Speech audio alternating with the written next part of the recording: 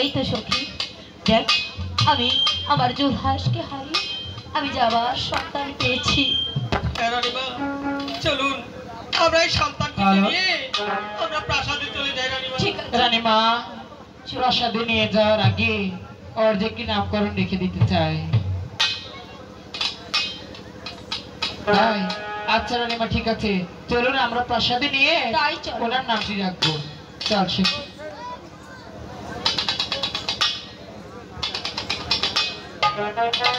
আমার সামনে দাঁড়িয়ে মিথ্যা কথা বলছ। লোহার একটা সিন্ধু কখনো পানিতে বাঁচতে পারে না। তাই তো তুমি জুলহাসকে হারিয়ে পাগলিনী হয়েছ। তাই তো পুর মায়ের মুখ খালি করে এই সন্তানকে তুমি চুরি করে এনেছ। আপনি যদি বিশ্বাস না করুন আমি তোমার কথা কিছুতেই বিশ্বাস করতে পারছি না। হ্যাঁ, আমি তাই করবো। কোথায় গিয়েছিস? দাসীকে পাঠিয়ে দে।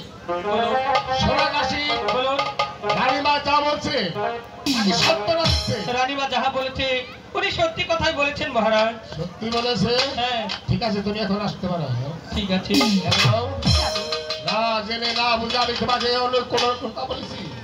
তাই তো তুমি আমাকে ক্ষমা করে দিও। স্বামী ঠিক আছে স্বামী স্বামী আমি তো আমার সন্তানের নাম রাখিনি। হ্যাঁ ঠিকই বলেছ। এই সন্তানের নাম রাখতে হবে। দাও সন্তানটি আমার কোলে দাও।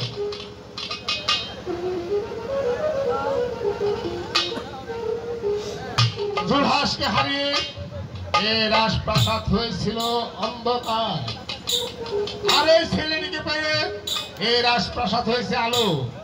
তাই তো ছেলের নাম রাখলাম দয়াল কালো।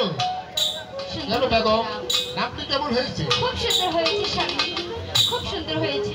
এই নাও বেগম, তুমি কালোকে নিয়ে অন্তঃপুরে চলে যাও। ঠিক আছে স্বামী কালোর খাওয়া দাওয়ার ব্যবস্থা করো। ঠিক আছে। হে মেহেরবান খোদা, কালোকে পেয়ে রানীর মনে শান্তি আসছে না। তাই তো তুমি রানীকে শান্তি দাও খোদা, শান্তি দাও।